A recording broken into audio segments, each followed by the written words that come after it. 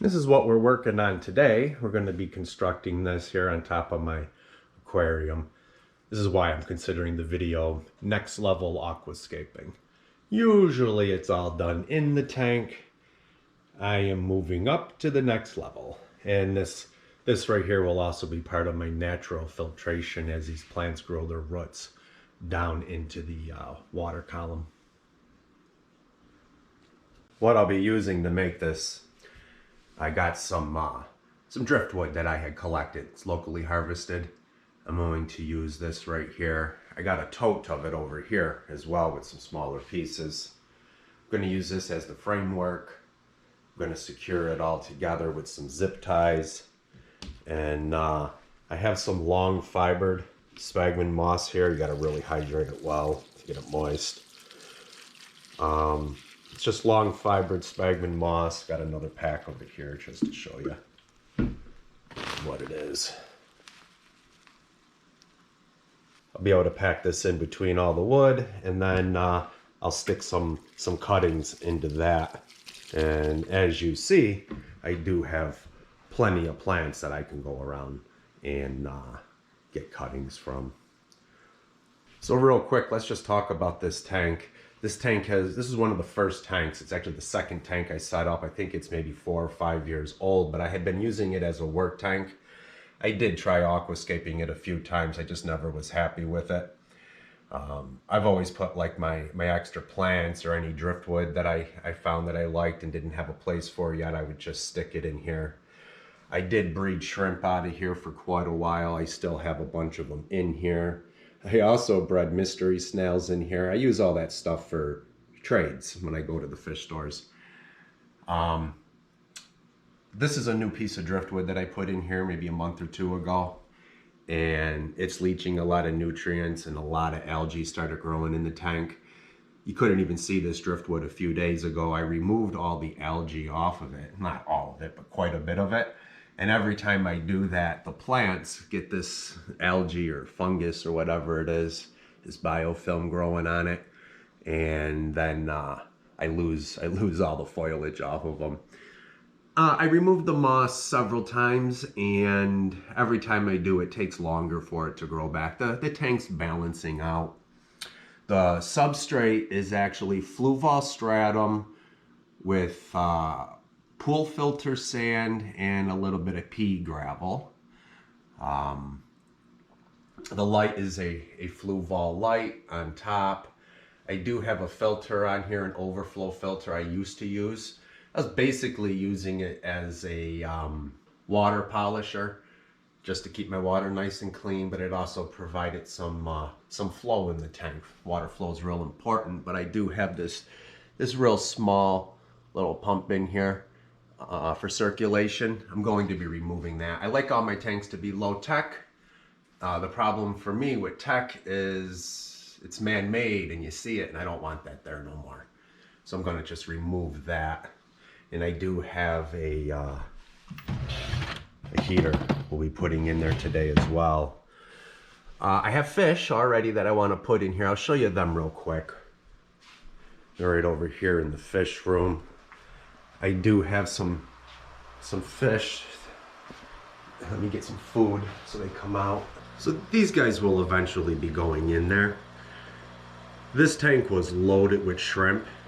And when I put these guys in here, they wiped out the shrimp within 24 hours. They weren't even eating them. It's like they were just having fun.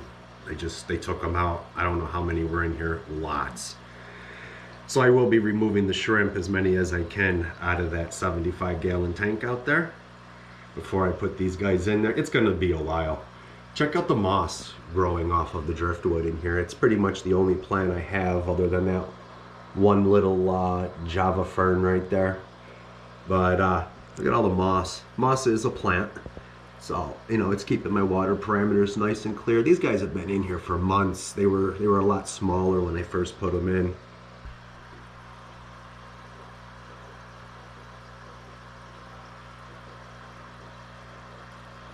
Yeah, if you've never seen it, this is the fish room. This is my fish room. Most of my tanks are in here. I have 2 other rooms, the one we were just in, and another one with tanks. And this here's my fish room.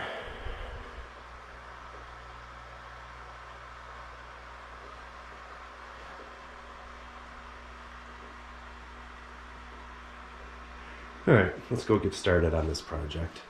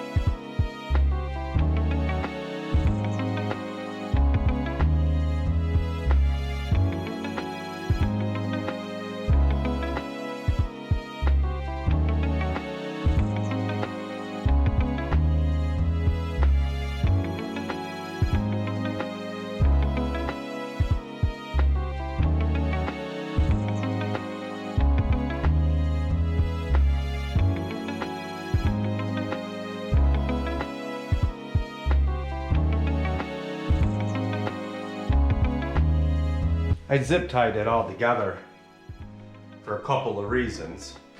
One, I want to be able to lift this up and remove it from the tank when needed so I can trim the roots or work in the tank more easily.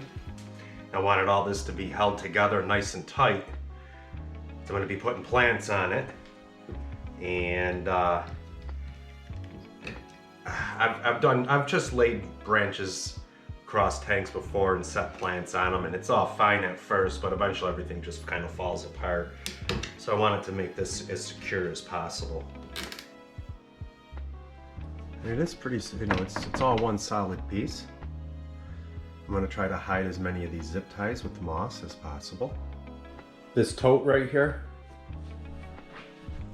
this space right here, is just a tiny bit smaller than this space right here.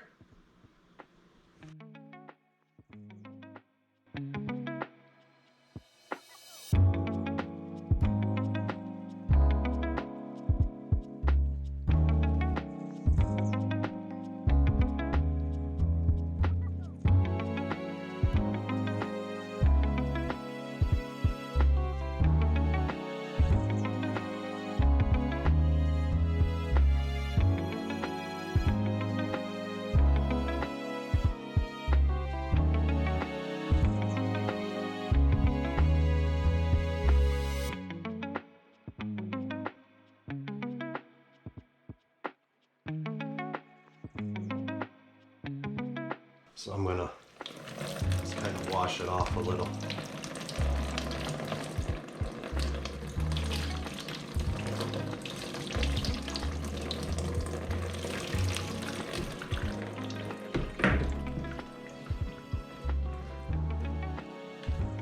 Let's see how much of it falls out.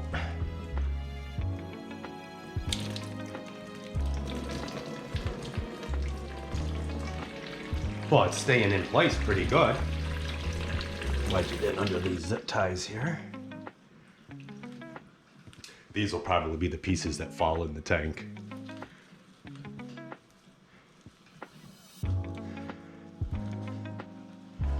Although, seeing right now this is the bottom, so it will be in contact. Most of this isn't going to be in contact with the water, but where it is, this stuff acts like a sponge, and it will help to, it won't just be wet where it's in contact. It will pull the water throughout it a little bit.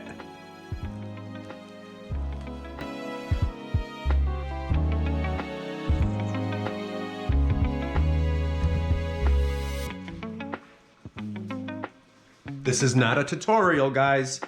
This is just me at the Nook having fun.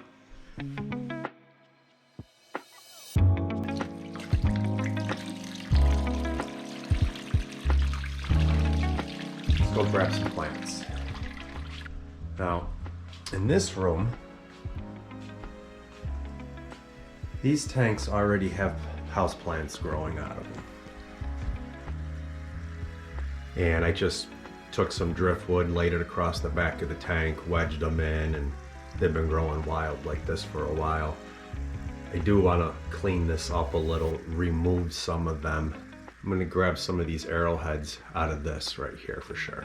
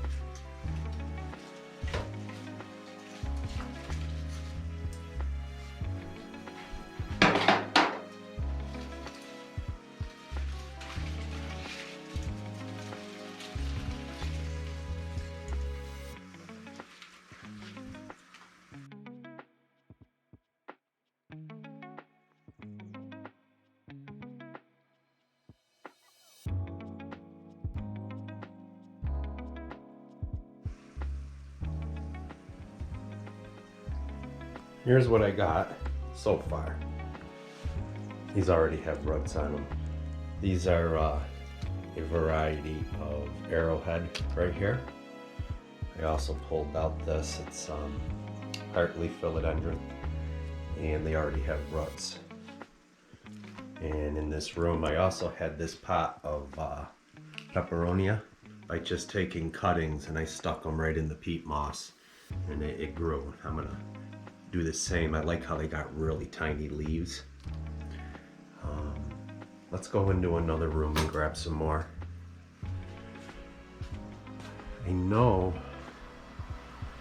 I got a clump right here of some more heartleaf philodendron right here, and it already has roots. I'm just not sure if I can get it out or not. Let's see. I'd like some of it at least. So I got a couple of nice pieces. 2 pieces here with roots. I want a couple of pieces off of this too. Some of the growing tips.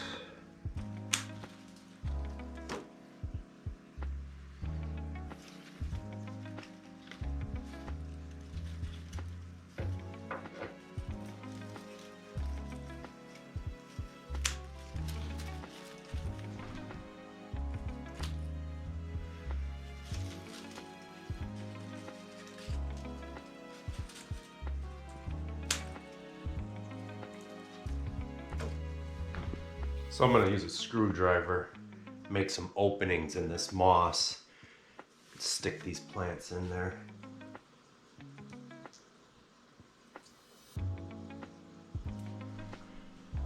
The ones with the roots, I'm going to do them last after I put this on the tank and see if I can't just kind of wedge them in on the edges so the roots hang in. They already have roots, so they'll start filtering the water out immediately for me.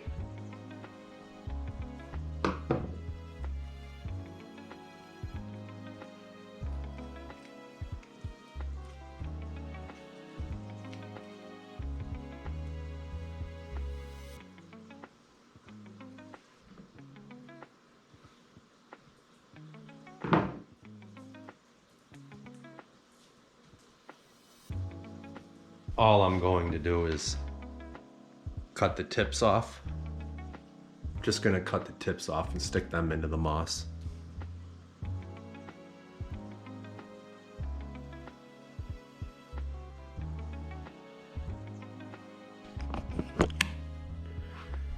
This plant is string of turtles, and you can propagate this just by taking the leaf itself and setting it on something moist, and it could take root.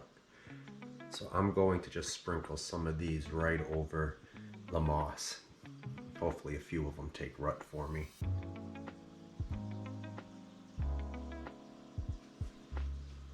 Here's some of the heartleaf philodendron.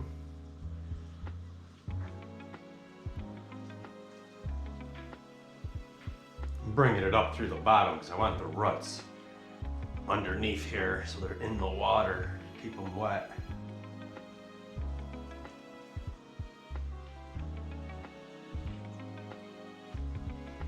All right, so far so good. I'm going to set this on the tank as it is.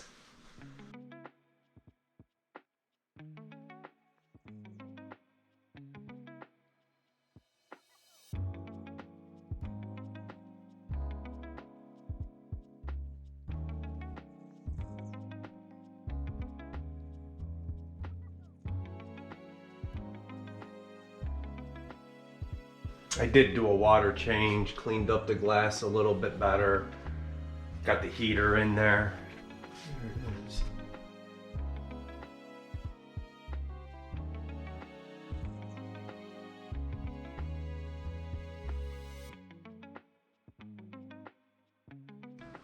I'm pretty happy with how it turned out. I'm going to have to keep this moss moist for a while until the roots are able to grow down into the water. Most of the zip ties are hidden pretty well.